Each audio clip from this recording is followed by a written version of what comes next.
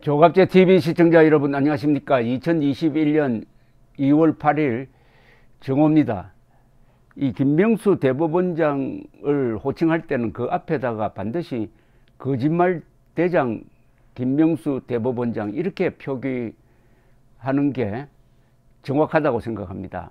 다른 나라 언론도 그렇게 합니다. 폴포트를 이야기할 때는 반드시 캄보디아의 대학살자라는 표현을 정관사처럼 넣습니다. 그 원칙을 적용한다면은 우리나라에서 이 호칭을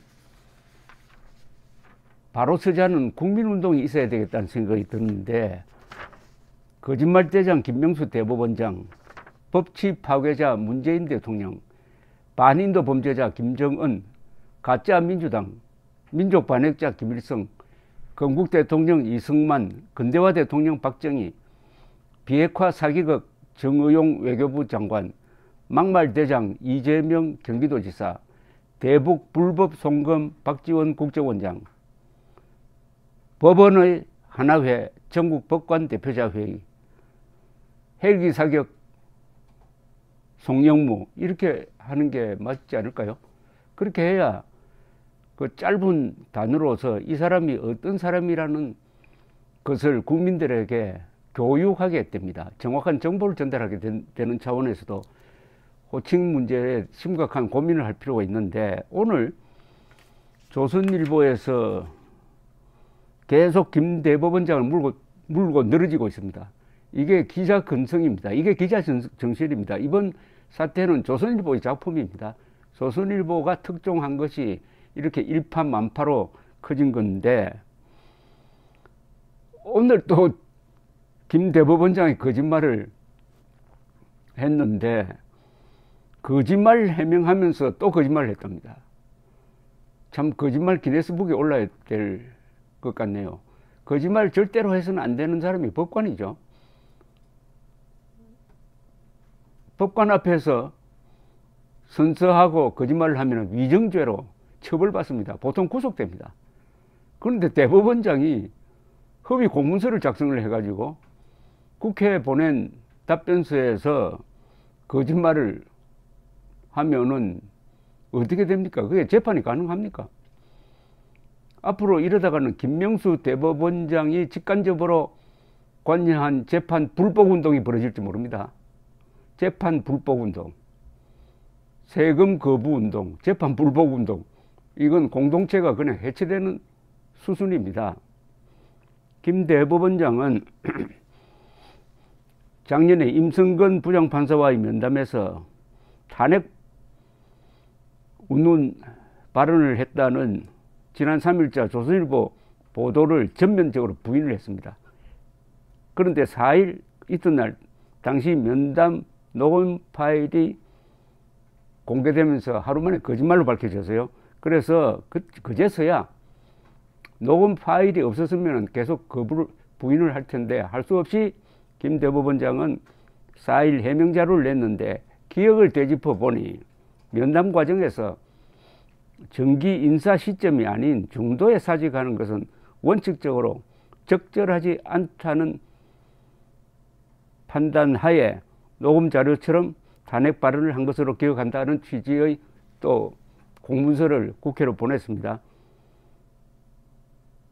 그런데 정기 인사 때 사직하겠다는 임 부장판사의 요청을 김 대법원장이 거절했음이 확인됐다는 겁니다. 그러니까 임성근 부장판사는 2월 초에 정기 인사가 있으니까 그때 그만두게 해달라라고 이야기를 했는데, 결국은 그때도 인사를 하지 않고 사표도 수리하지 않고 결국은 탄핵을 당하도록 했다. 그러니까 대법원장이 이야기했던 정기 인사 시점이 아닌 중도에 사직하는 것은 원칙적으로 적절하지 않다는 판단을 했다는 것도 사실이 아닌 것으로 밝혀졌다. 그래서 거짓말을 해명하다가 또 거짓말을 했다. 이렇게 정리가 되었습니다. 이 법관들이 이제 익명으로 비판을 하고 있답니다. 익명으로. 이게 좀 비겁한 것 아닙니까? 법관이 익명으로 대법원장을 비판할 바에야 실명으로 해야지. 왜 익명으로 합니까? 익명으로. 그나마 안 하는 것보다 낫겠죠. 이 법조계에 따르면은 판사들의 전용 인터넷 익명 게시판이 있대요. 그걸 들여다본 법조인들이 전해주는 말은 이겁니다. 대법원장님 사퇴하십시오. 라는 글이 하나 올라 있는데, 이걸 쓴 판사는 법원을 대표하는 분이 법원을 욕보이고 계시네요. 사퇴하십시오. 그 정도 양심은 기대합니다라고 적었답니다.